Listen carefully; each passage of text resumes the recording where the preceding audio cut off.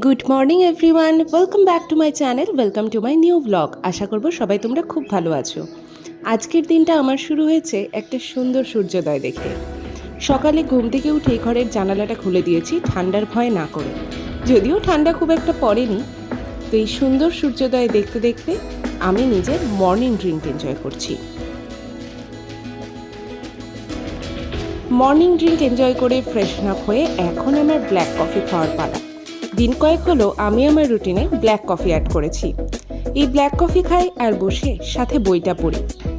বই আমি সেই ইতিহাস বইটাই পড়ছি। স্কুলে যখন পড়তাম তখন তো আর তেমনভাবে ইতিহাস পড়া হয়নি, খুব বোরিং লাগতো। তোমাদের কার কার ইতিহাস বোরিং লাগতো আমাকে অবশ্যই কমেন্ট বক্সে জানিও। কিন্তু আজকাল এই বইটা বড্ড ইন্টারেস্টিং লাগে, তাই একটু পড়ে নিচ্ছি আর কি, যাতে একটু জ্ঞান বাড়ে। ব্ল্যাক কফি খেয়ে ওয়ার্কআউট করে আমি ব্রেকফাস্ট বানাতে চলে এসেছি। আজকে আমার মোস্ট ফেভারিট ব্রেকফাস্ট পনির পরাঠা। এটা যদিও মামনির জন্য অনেকখানি তেল দিয়ে ফ্রাই করা।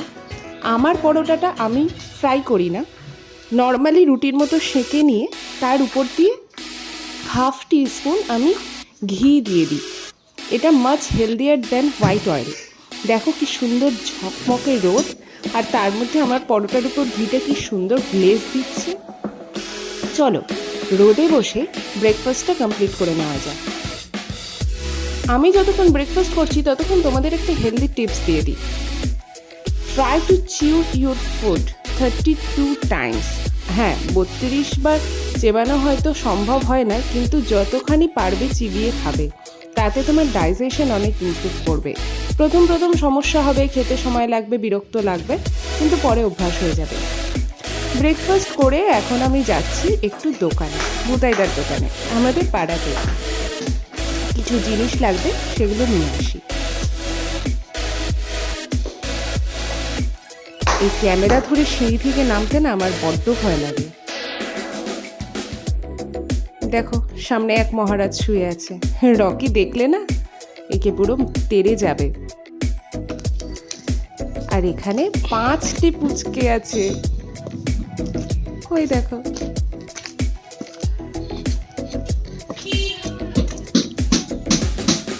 চলে এসেছি বুতাইদার দোকান। এবার বুতাইদার দোকান থেকে আমার প্রয়োজনীয় জিনিস কিছু লাগবে, সেগুলো নিয়ে নিই।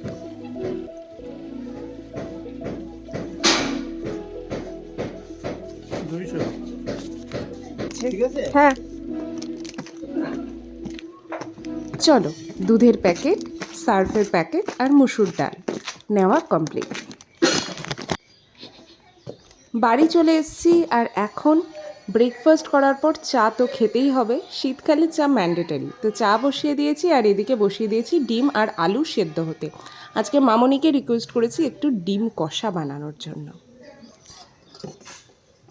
আমি আগে কখনোই দুধ চা খেতাম না, লাল চা খেতাম এবং সবাইকে লাল চা খেতে ইনসিস্ট করতাম। কিন্তু মামনির পাল্লায় পড়ে আমার দুধ চা খাওয়ার একটা ভয়ঙ্কর নেশা হয়েছে, এবং এটা এত ভালো লাগে খেতে যে আমি কিছুতেই ছাড়তে পারছি না। তোমরা প্লিজ কেউ সাজেস্ট করবে আমাকে কিভাবে দুধ চা ছাড়া যায়। I really want to cut the intake of milk tea from my diet.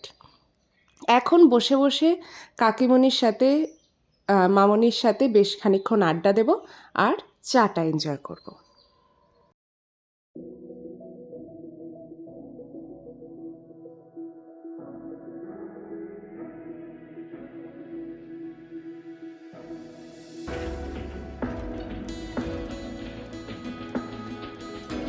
চা খেয়ে ঘরের কাজকর্ম করে এখন আমি স্নান করে ফ্রেশন আপ হয়ে গেছি। আর আবার মনে পড়েছে কিছু জিনিস আনা বাকি আছে, নিচে যেতে হবে। কী জিনিস? ফল। অবভিয়াসলি ডায়েটে ফ্রুট ইনটেক ভীষণ জরুরি।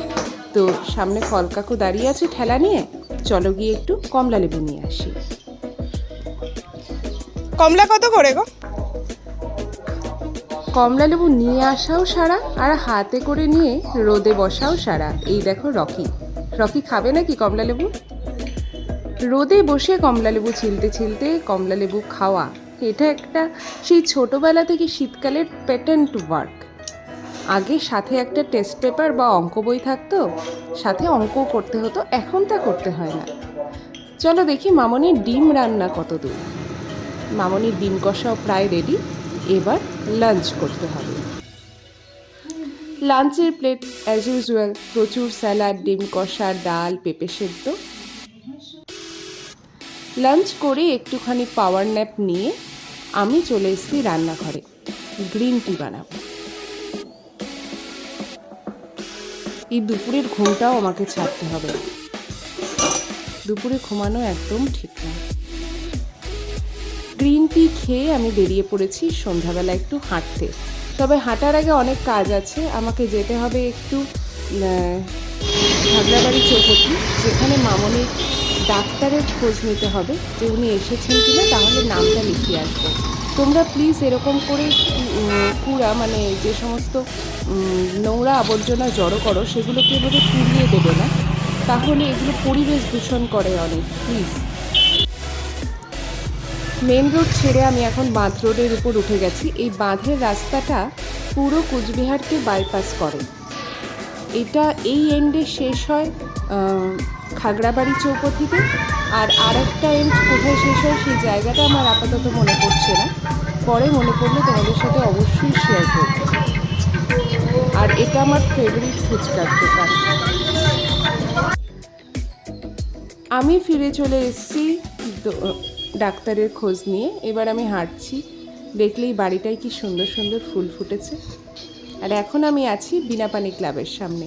এই যে পুকুরটা, এই পুকুরের ওই পাশেই ঠিক আমাদের বাড়ি।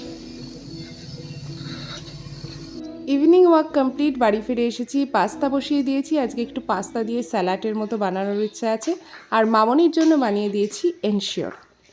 আমার একটু ঠান্ডা লাগছিল, ভাবলাম নিজের জন্য একটু কফি বানিয়ে নেওয়া যায়। তো কফি খেতে খেতে এখন আমি দেখছি মুভি। কোন মুভি দেখছি তোমরা একটু কমেন্ট বক্সে গেস করো তো।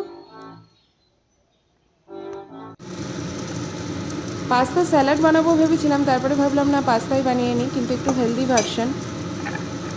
আমি এখানে পেঁয়াজ আর ক্যাপসিকাম কুচি করে নিয়েছি, একটু পনির নিয়েছি, আর আমি পাস্তা সসও নিজে থেকেই বানিয়েছি। টমেটো আর কাঁচা লঙ্কা একটু পেস্ট করে নিয়েছি, একটু তেলে শ্যালো ফ্রাই করে। আমার পাস্তা রেডি, সত্যি বলছি ইয়াম্মি হয়েছিল। হ্যাঁ, এখন red sauce pasta, white sauce পাস্তার মতো তো হবে না অবভিয়াসলি। মুভি আমার এখনও শেষ হয়নি, কিন্তু আমি এখন ইয়াম্মি পাস্তা এনজয় করতে করতে মুভিটা শেষ করি। তা আমি আমার পাস্তা এনজয় করি, আর তোমরা তোমাদের দিনটা এনজয় করো। আমার ব্লগটা কেমন লাগলো অবশ্যই লিখে জানিও কমেন্ট বক্সে। আর প্লিজ যারা সাবস্ক্রাইব না করে আমার ব্লগ এনজয় করছো, করো, বাট সাবস্ক্রাইব করে দাও। তোমাদের তো 1 পয়সাও খরচা হবে না, কিন্তু আমার অনেক হেল্প হয়ে যাবে। So please subscribe to my channel. Bye bye, take care.